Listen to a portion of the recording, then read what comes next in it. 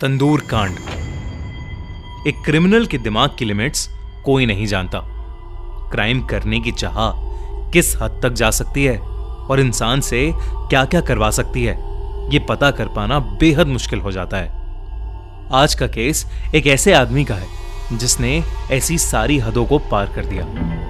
2 जुलाई 1995 की रात को कनॉट प्लेस पुलिस स्टेशन के कांस्टेबल अब्दुल नजीर कुंजू और होमगार्ड चंदरपाल अपनी रूटीन नाइट पेट्रोलिंग कर रहे थे। वो लोग जैसे ही अशोका रोड की तरफ मुड़े तभी उन्हें एक बिल्डिंग में से बहुत सारा धुआं निकलता हुआ दिखाई दिया। वो दोनों उस बिल्डिंग तक जल्दी से गए। उस बिल्डिंग में एक रेस्टोरेंट था जिसके अंदर से वो धुआं आ रहा था, लेकिन वो रेस्टोरेंट उस समय बंद था। उन्होंने वहां खड़े गार्ड से धुएं की वजह पूछी। तभी रेस्टोरेंट से एक आदमी निकल कर आया और उसने बताया कि रेस्टोरेंट में कुछ वेस्ट जलाया जा रहा है जो कि कुछ देर में जलना खत्म हो जाएगा। ये सुनकर वो दोनों वहां से चले गए और पास की लेन्स में पेट्रोलिंग करने लगे। कुछ दूर जाते ही उन्हें पीछे से एक औरत की चिल्लाने की आवाज आई, आग लग गई, आग लग गई। वो हड़बड़ी में वापस उस रेस्टोरेंट की लेन में पहुंचे और उन्होंने देखा कि आग की लपटें अब रेस्टोरेंट के अंदर से निकलकर बाहर तक आ गई थीं। उन्होंने तुरंत बैकअप बुलाया और फायर डिपार्टमेंट को भी इन्फॉर्म किया। उन्होंने अंदर घुसने की कोशिश की ताकि वो उस आग को बुझा सके, पर उस रेस्टोरेंट का दरवाजा अंदर से बंद था। कुंजू और चंदर देरी ना करते हुए उस गार्ड की मदद से दीवार के ऊपर चढ़कर दूसरी तरफ चले गए, जहां उन्होंने देखा कि 2 आदमी एक तंदूर को हवा देते हुए उसमें पेपर और लकड़ी के पीसेस डाल रहे थे। उनमें से एक वहां का मैनेजर केशव था और दूसरा आदमी वही था जो उन्हें थोड़ी देर पहले बाहर मिला था, जिसका नाम था सुशील शर्मा। चंदरपाल ने वहीं से आवाज लगाकर उन्हें उस आग के बारे में चेतावनी दी, पर सुशील शर्मा ने कहा कि वो एक पॉलिटिकल पार्टी का वर्कर है और उन दोनों पुलिस वालों के लिए इस वक्त वहां से चले जाना ही बेहतर होगा, क्योंकि वो कुछ पुराने पार्टी के डॉक्यूमेंट जला रहे हैं। पर कांस्टेबल कुंजू को उस तंदूर से मांस की जलने की बू आ रही थी। उसका शक बहुत ज्यादा बढ़ गया, तो वो दोनों रेस्टोरेंट के अंदर गए और सबसे पहले जाकर उन्होंने तंदूर की आग बुझाई। इसके बाद उन्होंने जो देखा उसे देखकर उनके रोंगटे खड़े हो गए, क्योंकि तंदूर के बाहर इंटेस्टाइन्स लटक रहे थे और तंदूर के अंदर एक इंसानी शरीर आधा जला पड़ा था। पानी डालने से उस शरीर की स्किन हड्डियों से अलग हो गई थी, जिसकी वजह से एक बहुत बुरी स्मेल चारों तरफ फैलने लगी थी। इतनी देर में पुलिस की बैकअप टीम भी वहां आ गई। सुशील तब तक वहां से गायब हो चुका था, लेकिन केशव वहीं पर खड़ा था। केशव को इमीडिएटली अरेस्ट कर लिया गया। अगली सुबह उस इंसानी लाश की बगिया बारबेक्यू रेस्टोरेंट में मिलने की खबर हर न्यूज़पेपर की हेडलाइन बन गई। सुशील फरार हो चुका था। पुलिस केशव को इन्वेस्टिगेट कर रही थी, लेकिन वो किसी भी सवाल का जवाब नहीं दे रहा था। पर जब पुलिस ने उससे पूछा कि उसका सुशील के साथ क्या रिश्ता है, तो उसने बताया कि वो रेस्टोरेंट सुशील शर्मा का ही है और उसके केशव पर बहुत एहसान है, इसलिए उसके कहने पर केशव ने यह सब किया था।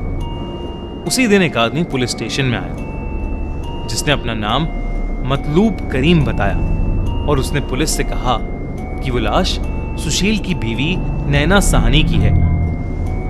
धीरे धीरे सुशील शर्मा के सस्पेक्ट होने की न्यूज हर जगह फैल गई। पुलिस हाथ धोकर सुशील की तलाश में लगी हुई थी, पर उन्हें सुशील कहीं पर भी नहीं मिल रहा था।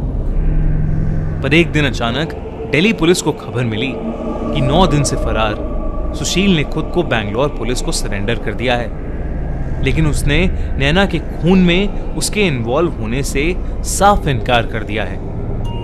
मगर कुंजू और चंदर ने अपनी आंखों से सुशील को क्राइम सीन पर देखा था और उससे बात भी की थी, और उन्हें पता था कि सुशील झूठ बोल रहा है। पुलिस ने सुशील से सच उगलवाने के लिए उसे कई अलग अलग तरीकों से इंटेरोगेट किया।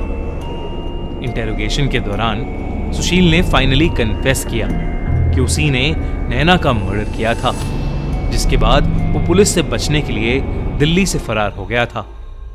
उसके बाद सुशील ने पुलिस को 2 जुलाई को क्या हुआ था सब सच सच बताया।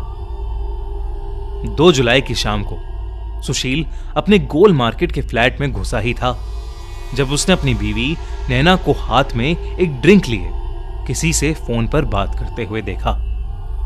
नैना ने उसके अंदर आते ही फोन काट दिया और सुशील के लिए भी एक ड्रिंक बनाकर बेडरूम में चली गई। सुशील ने ड्रिंक पीना शुरू किया, पर जैसे जैसे वो ड्रिंक उस पर अपना असर कर रही थी वैसे वैसे उसका नैना के ऊपर शक बढ़ रहा था, जिसकी वजह से उसने टेलीफोन पर लास्ट डायल्ड नंबर पर कॉल किया।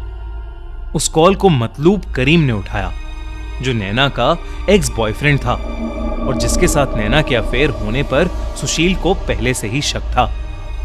सुशील गुस्से से तिलमिलाता हुआ बेडरूम में घुसकर नैना पर जोर जोर से चिल्लाने लगा। उनकी लड़ाई बहुत ज्यादा बढ़ने लगी और सुशील ने एकदम से अपनी ड्रॉर से एक बंदूक निकाली और नैना को गोली मारकर उसकी हत्या कर दी। उसे उस वक्त कुछ समझ नहीं आ रहा था कि वो क्या करे। उसने हड़बड़ी में अपने घर से खून साफ किया और डिसाइड किया कि मर्डर के सबूत को मिटाने के लिए वो नैना की लाश को अपने ही रेस्टोरेंट के तंदूर में जला देगा। पर यह केस सिर्फ एक अफेयर के शक की वजह से हुए मर्डर का नहीं था। दरअसल इसकी वजह थी सुशील का डोमिनेटिंग, इनसिक्योर और अब्यूसिव नेचर। नैना और सुशील की शादी को 2 साल हो गए थे, पर फिर भी सुशील उनकी शादी को ऑफिशियल नहीं करना चाहता था। सुशील के इस डिसीजन से नैना बहुत ज्यादा हर्ट थी। सुशील दुनिया के लिए तो एक शरीफ, सोबर पॉलिटिशियन था जो हर हफ्ते छतरपुर मंदिर जाता था, पर वही सुशील हर रात शराब पीकर नैना को मारता था और उसे अपने गोल मार्केट वाले फ्लैट में लॉक करके रखता था। एक रात जब नैना ने सुशील से उसके अब्यूसिव नेचर की वजह से उसको छोड़ने की बात की, तो उसने नैना पर अपनी गन चला दी।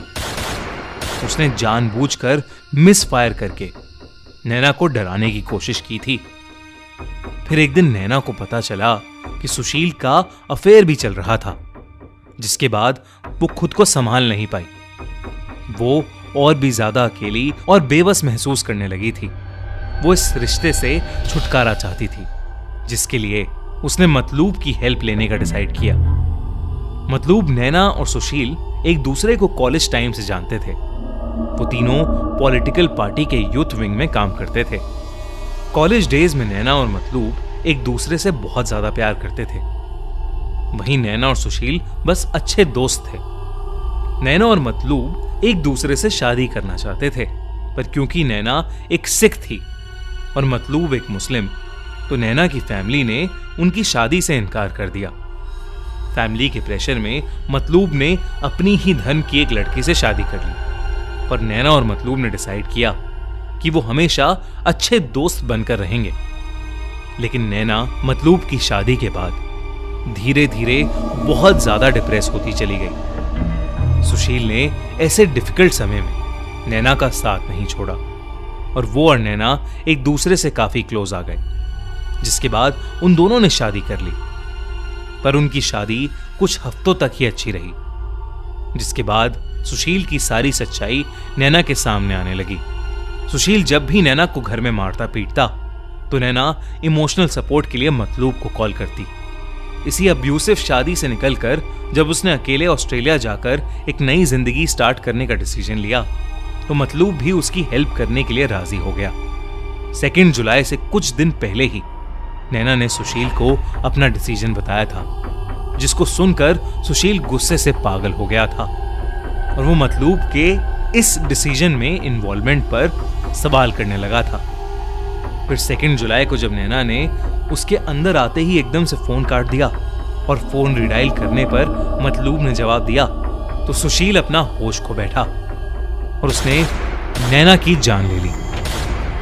सुशील को जेल हो गई और कोर्ट ने सुशील को डेथ सेंटेंस दिया, लेकिन कई सालों तक उस पर कोई एक्शन नहीं लिया गया। सुशील के जेल में अच्छे कंडक्ट के लिए 8 अक्टूबर 2013 को सुप्रीम कोर्ट ने उसके डेथ सेंटेंस को लाइफ सेंटेंस में बदल दिया, जिसके पूरा होने के बाद 22 दिसंबर 2018 को सुशील को तिहाड़ जेल से रिहा कर दिया गया। आपको क्या लगता है, ऐसे क्राइम के लिए 20-25 साल जेल में काटना काफी है, या ऐसे क्राइम के लिए डेथ सेंटेंस ही होना चाहिए? हमें कमेंट्स में जरूर बताइए।